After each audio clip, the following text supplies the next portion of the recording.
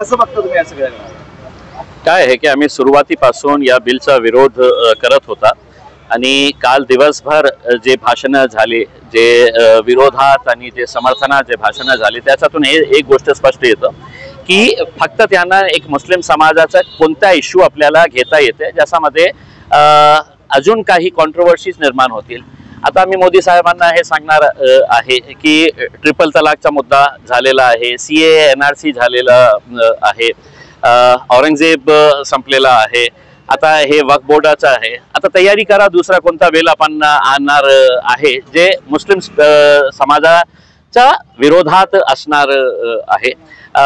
खऱ्या अर्थाने बघायचं असेल तर जे विरोधात होते आणि जे समर्थनात होते त्याच्यामध्ये खूप जास्त फरक नाही आहे. याचा अर्थ हे होतो की आपण जेव्हा कायदा बदलत आहे तर पर्सेंटेज ही बघण्याची आवश्यकता आहे की किती पर्सेंटेज लोक हे नाही चाहतात, किती पर्सेंटेज पॉलिटिकल पार्टीज जे आहे त्यांना हे नको पाहिजे होता. पण काय आहे की त्यांच्याकडे आकडे होते आणि त्यांच्याकडे सगळं दादागिरी होती. ज्याप्रमाणे किरण रिजिजू असू द्या किंवा देशाचे गृहमंत्री अमित शाह असू द्या, ज्याप्रमाणे त्यांनी हे बोलून दाखवलेलं आहे की आम्ही कशासाठी हे आणत आहे की मुस्लिम समाजाला न्याय देण्यासाठी, महिलांना आम्ही 2 स्थान देणार आहे, महिलांना आम्ही न्याय देण्यासाठी हे आणत आहे, 2 महिलांचा समावेश त्या वक्फ बोर्डामध्ये करणार आहे. तर मी हे प्रश्न अमित शाह साहेबांना विचारू इच्छितो की तुम्ही फक्त लाडली बहीण करून 500,000 रुपये त्यांच्या हातात देणार हेच सन्मान तुम्ही देणार आहे का त्यांना? नाही तर तुम्हाला एक प्रश्न विचारतो की जेव्हा मी खासदार होतो 5 दिवसाचा विशेष अधिवेशन नरेंद्र मोदी साहेबांनी बोलवले होते, कोट्यवधी रुपये त्याच्यावर खर्च केले होते आणि ते अधिवेशन होता 50% महिलांना रिझर्वेशन देण्यासाठी. मग ते सन्मान द्यायचा होता तर 2024ला का नाही दिले?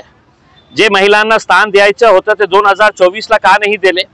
मग फक्त आपला पॉलिटिकल ॲडव्हान्टेज याच्यातून कशा निघू शकतं हे सिद्ध करण्यासाठी आपण ते अधिवेशन बोलवले होते.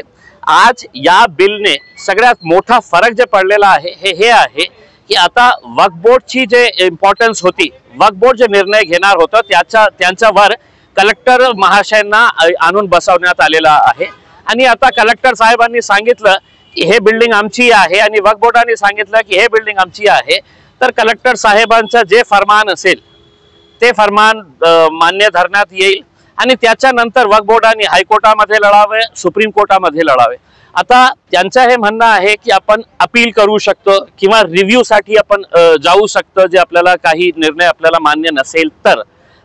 आता मी अमित शाह साहेबांना सांगतो की पूर्ण देशाच्या हायकोर्ट, डिस्ट्रिक्ट कोर्टमध्ये 2025चा आकडा हे सांगतो की 5,20,00,000 केसेस पेंडिंग आहे पूर्ण देशामध्ये. 5.2 करोड केसेस हे पेंडिंग आहे. आता तुमचं म्हणणं आहे की अजून केसेस तुम्ही आणा हायकोर्टामध्ये, सुप्रीम कोर्टामध्ये आणि त्यांची जी संख्या आहे आता त्याला वाढणारच आहे. मग न्याय कधी आणि कुठे मिळणार आहे हे प्रश्न उपस्थित होतो. हा मुस्लिमच्या फेवर मध्ये आहे की नाही आहे? तुमचं मत काय? MIMची पुढची भूमिका काय? मुस्लिमांचा विरोध काय आहे? काय आहे की जेव्हा कमीत कमी 1 कोटी, टू बी प्रिसाइज 97 लाख संघटनांनी, इंडिव्हिज्युअल्सनी, लोकांनी हे जे कमिटी होती, जॉईंट पार्लमेंटरी कमिटी होती. आता जॉईंट पार्लमेंटरी कमिटी कोणत्या कारणाने तयार करण्यात आली होती? जेव्हा लोकसभामध्ये कोणता बिल येतं तर याचा अर्थ हे होत नाही की सगळ्यांसाठी JPC तयार करण्यात येते. जे इम्पॉर्टंट बिल्स आहे आणि ज्याच्यामध्ये वादविवाद असतं की लोकांना हे मान्य नसतं, अनेक पॉलिटिकल पार्टीज त्याचा विरोध करतात, मग हे स्टडी करण्यासाठी जॉईंट पार्लमेंटरी कमिटी तयार करण्यात येते. हे जॉईंट पार्लमेंटरी कमिटी वक्फच्या बिलसाठी तयार करण्यात आली होती.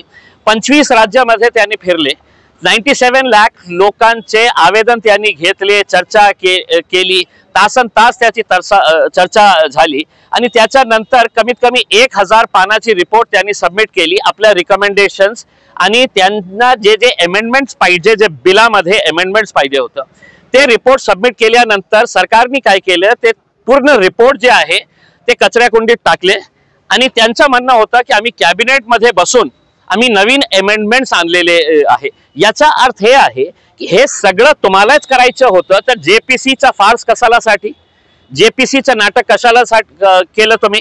आणि JPCवर कोट्यवधी रुपये खर्च झालेले आहे. मग हे तुम्हालाच करायचं होतं, तुमचीच दमदाटी आणि दादागिरी चालवायची होती, मग हे जेपीसी करण्याचं काही कारण नाही होतं. आम्हाला हे सांगायचं आहे सर्व जाती धर्माचा, तुम्ही जे प्रश्न विचारले मुस्लिमांसाठी कशा हे बरोबर नाही आहे.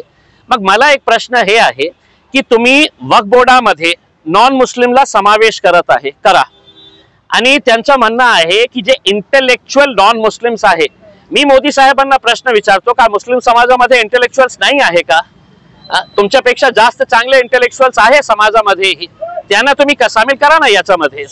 आणि असंच तुम्ही करणार असेल तर इम्तियाज जलीलला तुम्ही शिर्डी साईबाबा संस्थानमध्ये घेणार का? तिरुपतीचा जे ट्रस्ट आहे त्याच्यामध्ये घेणार आहे का? नाही.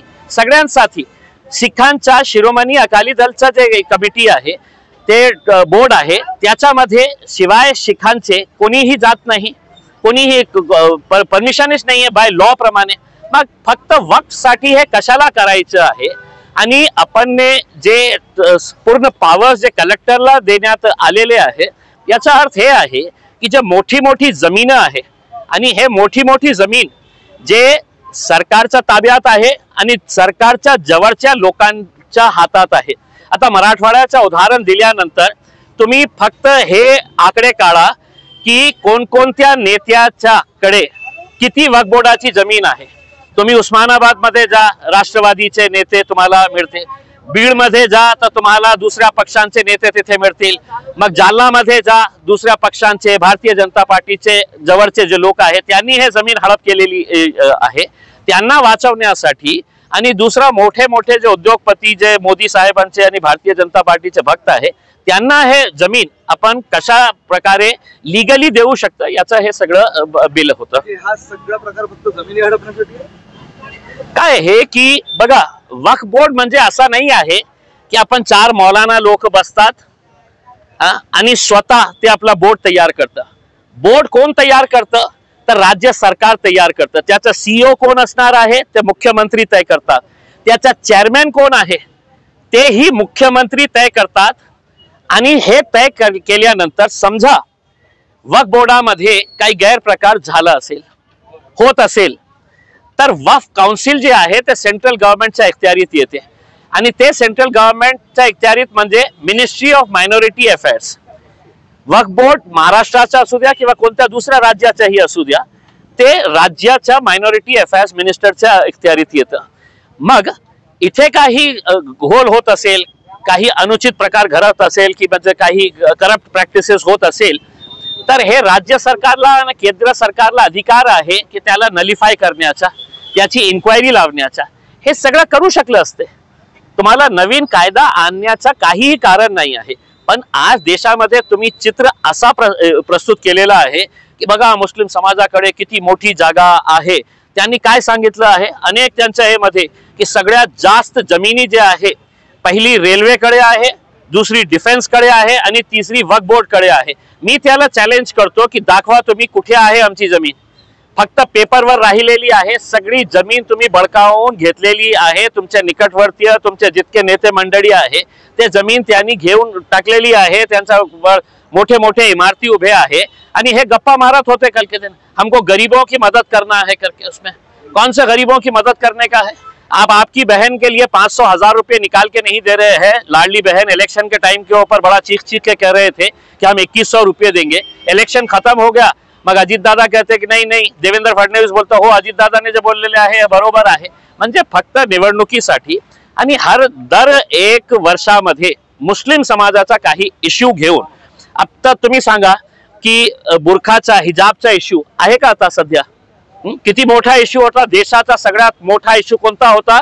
तर हिजाबचा. मुस्लिम मुलींनी हिजाब घालणार का नाही घालणार, हे सगळे मुद्दे जे आहे ना ते अटेन्शन डायव्हर्ट करण्यासाठी होतं.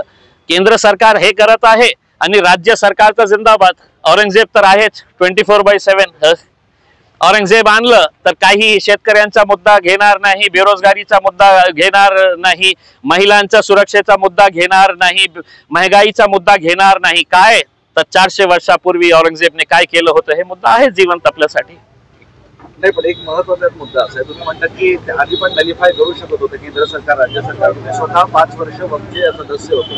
या सगळ्या कालावधीत मग अशा काही गोष्टी घडल्या नाहीत की त्या जमिनी परत मिळवणे किंवा काय? एक गोष्ट मी स्पष्टपणे सांगतो की वक्फ बोर्डामध्ये काही बदलाव करण्याची आवश्यकता होती, पण त्याच्यासाठी नवीन बिल आणण्याच्या ज्याच्यामध्ये खूप पॉवर जे आहे तुम्ही डेलिगेट केले कोणत्या तिसऱ्याही एका इन्स्टिट्यूशनला जे कलेक्टरेट आहे।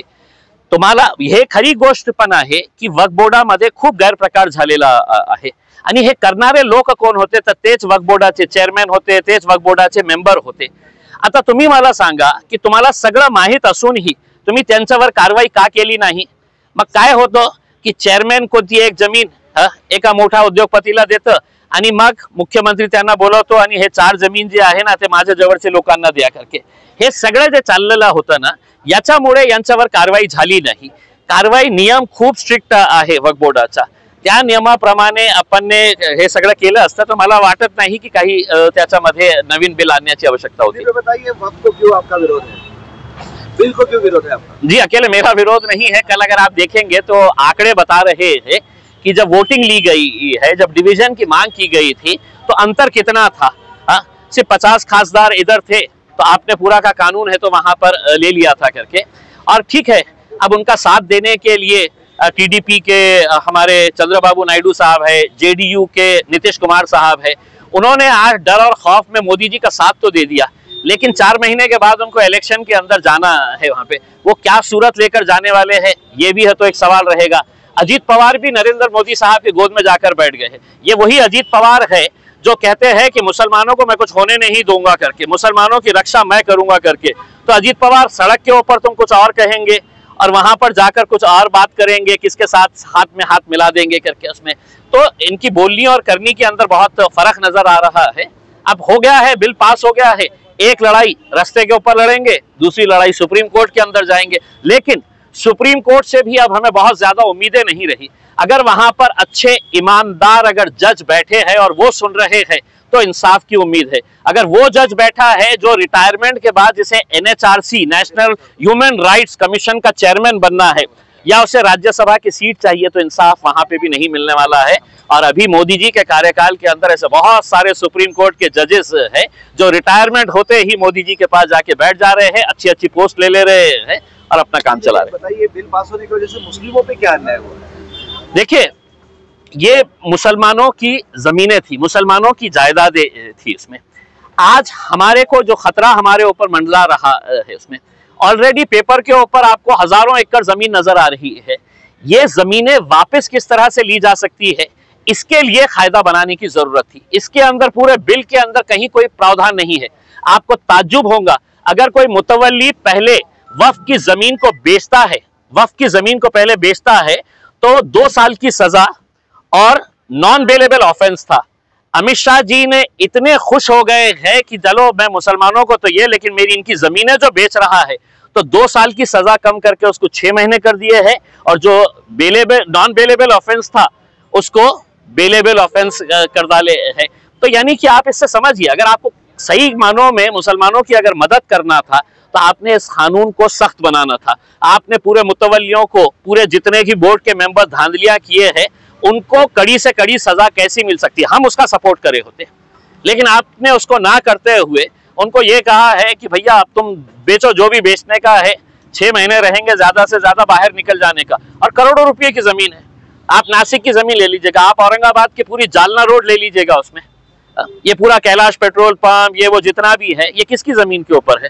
नारेगांव के अंदर 80 एकड़ जमीन है, पूरी की पूरी जमीन है तो आपने विवादास्पद कर दी है। अब कलेक्टर साहब बैठेंगे और बोलेंगे कि नहीं ये सरकारी जमीन है करके, और कलेक्टर साहब कैसा बोलेंगे?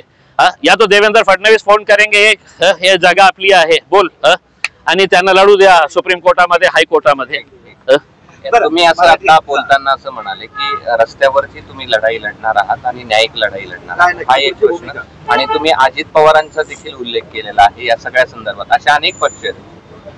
नाही, काय आहे की अजित पवार मागच्या 2-4 महिन्यापासून आपण बघत असेल ज्यावेळी मुस्लिम समाजाविरोधात काही आमदार प्रक्षोभक भाषण करत होते, स्टेटमेंट्स देत होते, तर अजित पवारनी पब्लिक मध्ये जाऊन, मुस्लिमांच्या शीरखुर्माच्या पार्टीमध्ये जाऊन, इफ्तारच्या कार्यक्रमामध्ये जाऊन ते हे बोलले होते की नाही मुस्लिमांसोबत मी उभे आहे। मग जेव्हा मुस्लिम समाजाला तुमची गरज होती, मुस्लिम समाजासाठी तुम्हाला हे ताकद द्यायची होती तर तुम्ही मोदी साहेबांसोबत गेले। म्हणजे दिखाने के दांत कुछ और है और खाने के दांत कुछ और है। आपने एक दूसरा सवाल ये किया है की all India Muslim personal law board ने ऑलरेडी हे घोषणा केलेली आहे की आम्ही आउटराइटली हे बिलचा विरोध करत आहे, रिजेक्ट करत आहे। आणि मागच्या जुम्मे की नमाज में त्यांनी हे घोषणा केली होती, नमाज अदा करण्यासाठी जाताना तुम्ही काली फीत लावून तुम्ही आपला आक्रोश दर्शवा। आता बिल पास झालेला आहे, जे काही निर्णय ते घेतील ते रस्त्यावर आम्ही लढण्यासाठी तयार आहे।